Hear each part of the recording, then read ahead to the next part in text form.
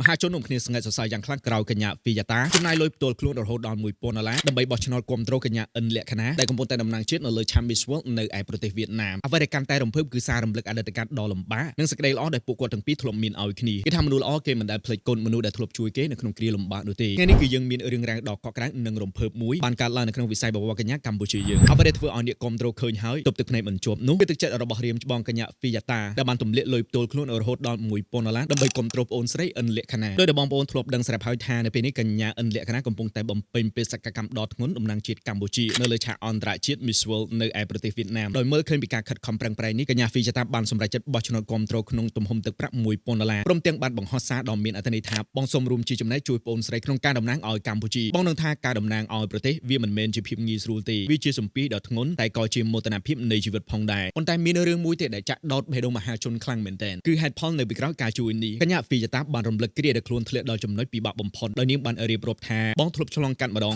ហើយក៏ចំពេលដ៏សែនពិបាកតែបងចាំថាមានប្អូនស្រីចាំជួយលើកទឹកចិត្តនិងផ្ដល់កម្លាំងចិត្តឲ្យបងរហូតមកអំពើល្អរបស់បងទោះតែថ្ងៃមុខមានអ្នកចាំមិនច្រើនតែក៏មានអ្នកដែលនឹងចងចាំពីពេញមួយជីវិតរបស់គេដូចគ្នាវាគឺជាកម្លាំងចិត្តដ៏ធំធេងខ្លាំងមែនទែនសម្រាប់កញ្ញាអិនលក្ខណាក្នុងការប្រកួតបន្តបងប្អូនកុំភ្លេចជួយ share វីដេអូនេះឲ្យបានច្រើនផង